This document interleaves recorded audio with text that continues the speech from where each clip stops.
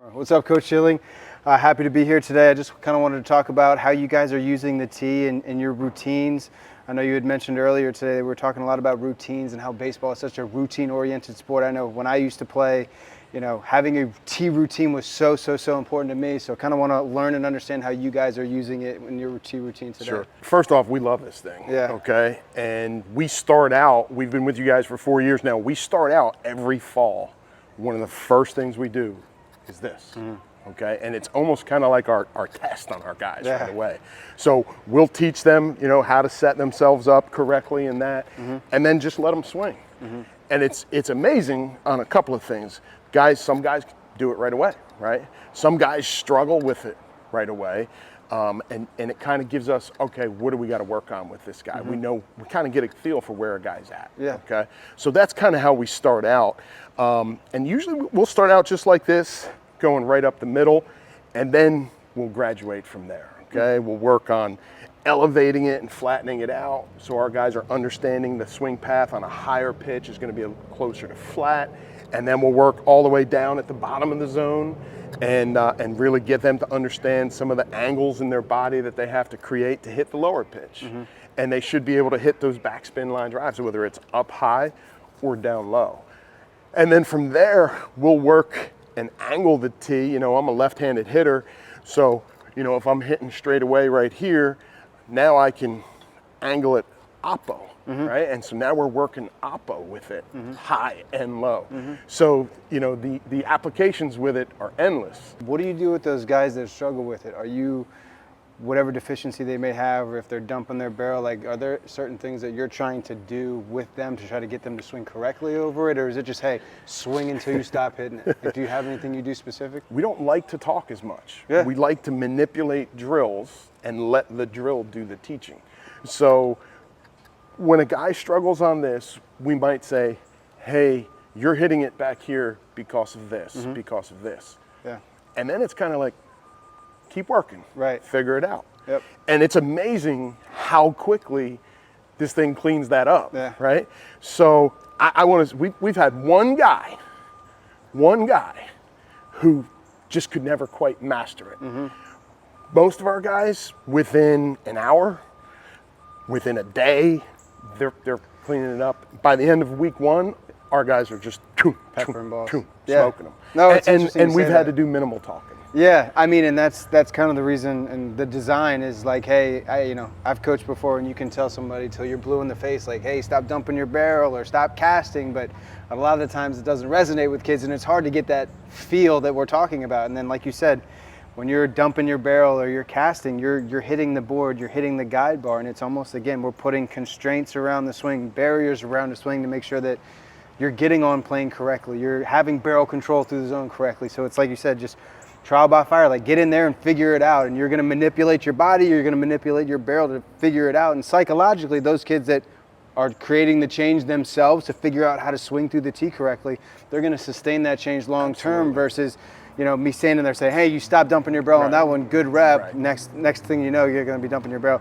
So no, that's interesting. I love hearing that because, from obviously a high profile or club like you guys versus some of the, little kids I may work with, some of the little things I try to manipulate their swing to just get them to swing through correctly one time. And like you said, that light bulb moment when they get the first one, it's like, okay, here comes the second one and the third one. Then it's just like clockwork, and then you can just keep ripping on balls, which is great. So no, that's so exciting to hear. And obviously you had a lot of guys that had some success with this year. So for me, my question is, we've been using it for a while now, and we have kind of developed our routines and how we use it. Yeah. What are some things that you guys do with it and how you guys use it? It's interesting because I like to hear how other people use it. Yeah, so just like your point, we kind of, if I get a new kid in for a lesson or I work with, a team or whatever, I get them, hey, let's hit a couple balls, let's see where you're at. Where's your deficiency? And if I'm working with younger kids or older kids, it's, typically one of a couple things, right? Dumping your barrel, they're casting. And so essentially I try to manipulate the tee to, fix whatever sort of deficiency that might be. So for example, like if a kid's casting, right, I can kind of put the guide bar right here to really make sure that they're staying inside on the ball. If a guy is big on like swinging down on the ball, one thing I like to do is I'll lower this, right? So the lower I get this guide bar, the more on plane I have to be through the zone, right? When it's higher, I can still kind of squeak through and then kind of just, right? So the lower I make that, the more on plane I have to be.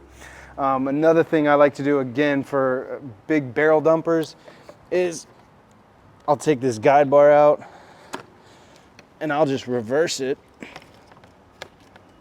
And I don't know if the screw is going to work, but usually if this is tight enough, you can have this here. And again, really emphasizing, right, working through this way and not jumping the barrel. Okay. Another one. Wow. Yeah, so that's pretty interesting. We've got a couple different things. Yeah. And then I think the big one that I see a lot of kids doing today is just that flying open with the shoulder. And we'll essentially just push this T-topper away, right? And if I fly open, I'm going to swing and miss on that every time. So I'm really forcing the players to keep their chest over the ball longer and keep their barrel over the plate longer and through the ball. Kind of in tune with what you're saying, where you kind of angle the tee right field. Yeah. You can manipulate that too. Angle it inside to really work backside, but then push the ball away from them to really make sure that they're staying, again, chest and head over the plate as they drive through the zone. Wow. So that's how I usually start with stuff, is figure out, okay, you know, most guys have one or two bad habits that are really like glaring issues. And then I'll just try to orchestrate the tee to make sure that I'm that one main flaw that they're working off of. I try to just say, hey, we're going to hammer this out. And then, you know, when you get into like lower body stuff, that's all different. But as far as like hands and the way that they're swinging, right, dumping, whatever the case may be, I really just try to like, what's the main flaw? Let's get them on plane, because I think that's the easiest way for kids to have success is, again, the longer you're on the same plane of the pitch, your chances of solid contact. So trying to just really manipulate to get their bat path correct and consistent. A lot of the other stuff will take care of itself over time. But I think especially like getting onto the field, younger ages, once you start seeing line drives and kids getting hits, you know, it makes the game more fun for them. And then it's, you know, working on the other stuff. But that's how I start a lot of the kids, is just figuring out. Well, that's great, because you just showed me a couple of things that we've never kind of used it for that. Which is fantastic. So you actually got my brain thinking here of some more applications we can use with our guys. The other thing I like too, which I learned from one of your guys earlier today, was the launch angle piece, where you can take this and tilt it up or down, and it's really easy to do. Again, it takes seconds. So, and then you can adjust, obviously, front to back, and you can set it at 0, 4, 8, and 12 degrees. Wow. 0, 4, 8, and 12 degrees. Man, that's fantastic. Wow. Gosh, that's fantastic right there. And I mean, really, one of the main reasons we did that was when we first partnered with you guys back, you know, 4 years ago, we had it set at just 8 degrees back to front. We took the median between pro and Little League baseball and said, hey, we're just going to stick with 8 and have that incline. But then we had a lot of, you know, I would say, quote unquote, advanced hitters saying, well, what's it set at? What's the tilt level? I want to have so-and-so tilt. And then on the flip side, we had softball coaches saying, well, hey, you know, I want to work on staying flat for my slappers when they're slapping, so we want to have it completely horizontal. So we made that adjustment and just being able to manipulate now the tee, you know, the vertical angle front to back, to just try to give, you know, people more options in terms of working on their swing if they're getting, again, very analytical in terms of the numbers they're looking to drive off the tee versus, you know, whether it's softball, slapping, stuff like that. So, wow, that's fantastic. I wasn't even aware that it could do that. So, I mean, it just kind of opening my eyes to some more things. And I know we got this, and then our softball team started getting it too. So they've become big fans of it as well. That's so good. I think it's kind of one of those things, when you start using it, like you think you know you're going to like it, and then you start using it, and you're like, man, this is fantastic. The other thing I tell you that I like and has been great from 4 years ago when we first started using it till now is how much more durable it's gotten. Like these right here, our guys have used them all season, right? And we've got some good sized guys that are strong and things in great shape. You know what I mean? So one of the things we definitely had to make sure that we were, you know, making with the product was making sure it's durable, because again, like you had mentioned in the beginning, the number one thing is again, being hands off. You've got to let this do the talking for you, and it's got to be a durable product to where it's going to do the talking, whether you're hitting it, you know, hitting the tee, hitting the guide bar. It's got to be able to withstand a beating in order to force those kids to make that change. So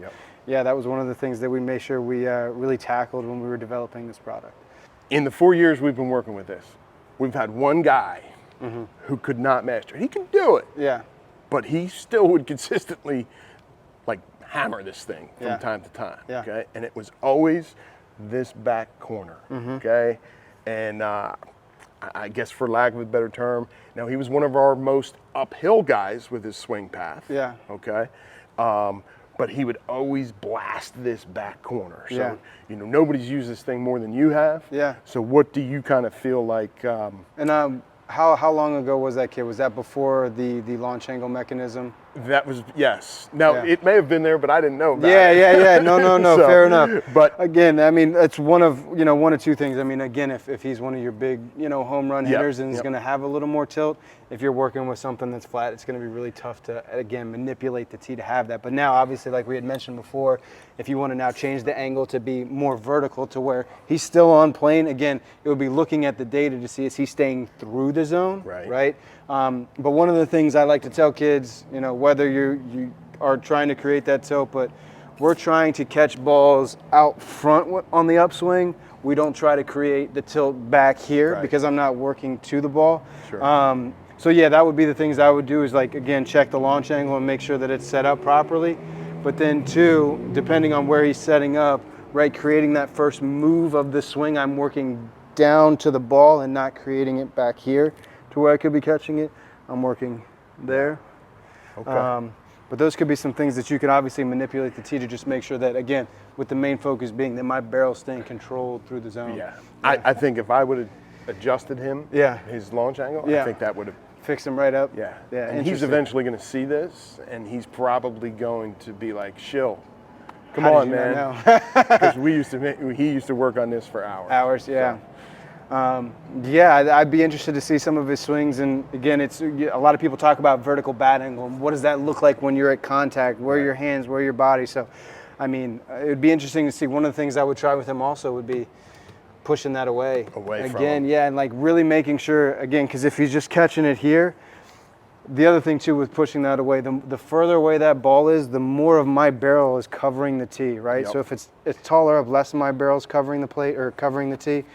The further down it is, more of my barrel and my body are covering it. So Yep. again, making sure that my whole barrel is now on plane through the tee longer versus here and kind of catching balls like that. Yep. So that could be another way to really help, make sure that the barrel the whole time is staying connected and then through the ball over the tee every good time. stuff. Yeah. I should have called you sooner.